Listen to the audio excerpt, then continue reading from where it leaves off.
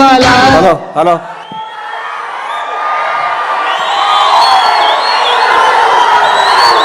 జై చిరంజీవ జగదేక వీర అసహాయ సూర అంజనీ కుమారా.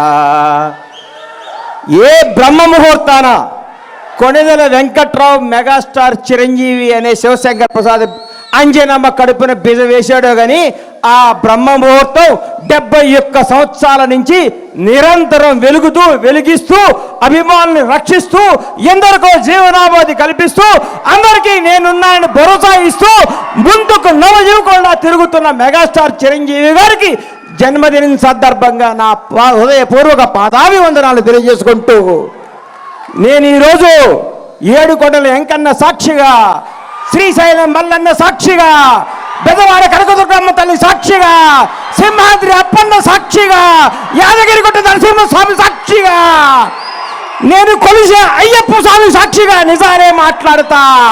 Megastar character గురించి, క్యాలిబర్ గురించి, కెపాసిటీ గురించి, వ్యక్తిత్వం గురించి, వ్యక్తి వికాసాన్ని గురించి నేను మాట్లాడదామని మీ ముందుకు వచ్చాను. చిరంజీవి ఏ బ్యాక్గ్రౌండ్ లేకుండా, ఏ రౌండ్ లేకుండా ఒక కానిస్టేబుల్ కొడుకుగా చదువుకొని కుర్రాడులా చెన్నై నగరంలో అడుగుపెట్టినప్పుడు మీ అభిమానులందరూ ఎవరి కుర్రాడు, ఎవరి అడ్రస్ లేని వ్యక్తి అన్నాళ్ళకి ప్రపంచవ్యాప్తంగా ఉన్న తెలుగు వారందరికీ మెగాస్టార్ అంటే ఏంటో మహోన్నత వ్యక్తి మెగాస్టార్ చిరంజీవి. నాకు ఆయన అంటే ప్రాణం.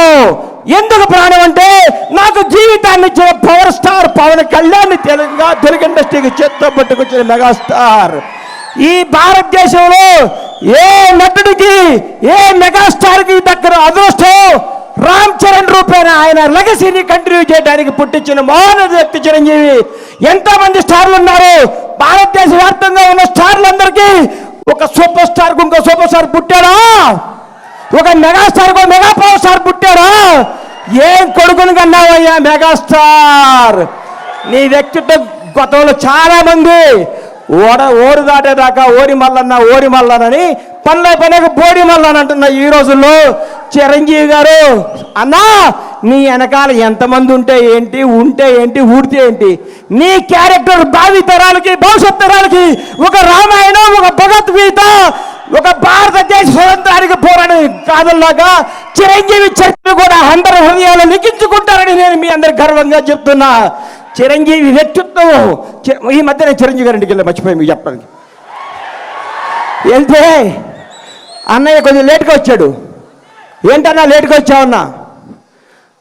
మా చెల్లికి నడువు నొప్పిగా ఉంటే జెండు బాంబు రాస్తున్నారు లోపల అన్నాడు. అదే చిరంజీవి క్యారెక్టర్. ఈరోజు కూడా 85 ఏళ్ల తల్లిని కొడుకులాగా పట్టుకొని కాళ్ళ ఒత్తుతూ ఇంట్లో పెట్టుకొని కంటికి రెప్పలా చూస్తున్న క్యారెక్టర్ చిరంజీవిది. చిరంజీవి వ్యక్తిత్వం ఎవరికి తెలుసు? కంటికి రెప్పలాగా తన కుటుంబాన్నే కాదు నానుకునే వాళ్ళందరినీ 25 సంవత్సరాల కింద బండ్ల గణేష్ ఏందండి అడ్రస్ లేనోడిని, అడ్రస్ అంటే తెలియనోడిని అన్నా నేను ఇల్లు కట్టుకున్నానంటే నా అడ్రస్ ఎత్తుకుంటూ ఛాత్ దగ్గర వచ్చాడు నడువు నొప్పితో. ఆ రోజు మెగాస్టార్ శంకర్ దాదా లాంటి బ్లాక్ బస్టర్లు కొట్టి యావత్ భారతదేశం చిరంజీవిని చూడాలనుకున్న రోజుల్లో 50 కిలోమీటర్ల నడువు నొప్పితో వచ్చిన మహోన్నత వ్యక్తి మెగాస్టార్ చిరంజీవి. ఆయన క్యారెక్టర్ గురించి మాట్లాడాలంటే, ఆయన క్యాలిబర్ గురించి మాట్లాడాలంటే, ఆయన స్టామినా గురించి మాట్లాడాలంటే, ఆయన నిజాయితీ గురించి మాట్లాడాలంటే, ఆయన నిర్భయం గురించి మాట్లాడాలంటే ఎవరి తరం కాదు, ఎవరి వ్యక్తిత్వం ఉండదు. అన్నా నువ్వు రాజకీయాల్లో నుంచి బయటకు ఎందుకు వచ్చావంటే నేను అడిగాను. ఇదే స్టేజ్ మీద గోవిందరేంద్ర వాడే ఫంక్షన్లో కూర్చుంటే అన్నా మీరు రండి, యాక్ట్ చేయండి, మీకు దండం పెడతా, మీరు రావాలి, మీరు డ్యాన్స్ చేయాలి, మీరు భారతదేశ తెలుగు చలనచిత్ర పరిశ్రమలో చిరస్థాయిగా ఉండాలని నీలాంటి అభిమానులు, నాలాంటి అభిమానులు ఎంతోమంది అడిగితే ఆయన వచ్చి మళ్ళీ దుమ్ము దులుపుతున్నాడు, హిట్లు మీద హిట్లు కొడుతున్నాడు.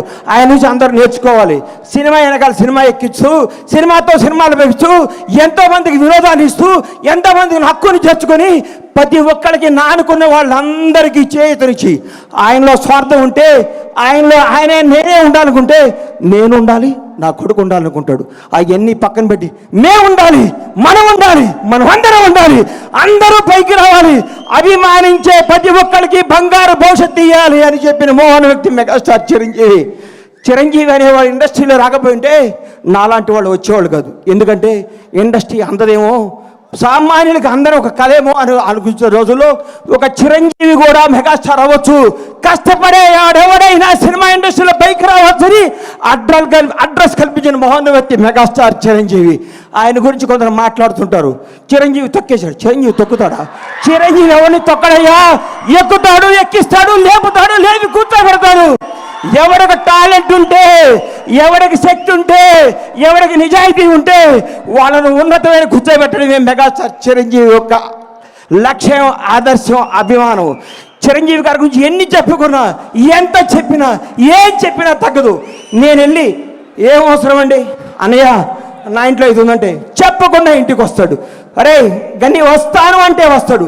ఆయన వ్యక్తిత్వ వికాసం, ఆయన చరిత్ర పుస్తకాలు రాసి పుస్తకాలను పాఠ్య పుస్తకాలుగా పెంచిన భావితరాల విద్యార్థులకి మెగాస్టార్ క్యారెక్టర్ ఇదని చెప్పాలని నేను మనస్ఫూర్తిగా కోరుకుంటున్నాను.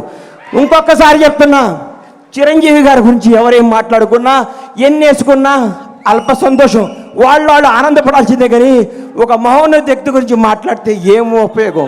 ఇలాంటి బర్త్డేలు ఇంకెన్నో చేసుకోవాలని, ఇంకెన్నెన్నో హిట్లు ఇవ్వాలని, ఇంకా ఎంతగా వేయాలని మనస్ఫూర్తిగా కోరుకుంటూ ఈ అవకాశం ఇచ్చిన మెగా అభిమానులందరికీ, ముఖ్యంగా మిత్రుడు స్వామినాయుడు గారికి హృదయపూర్వక కృతజ్ఞతలు తెలియజేసుకుంటూ సెలవు తీసుకుంటున్నాను.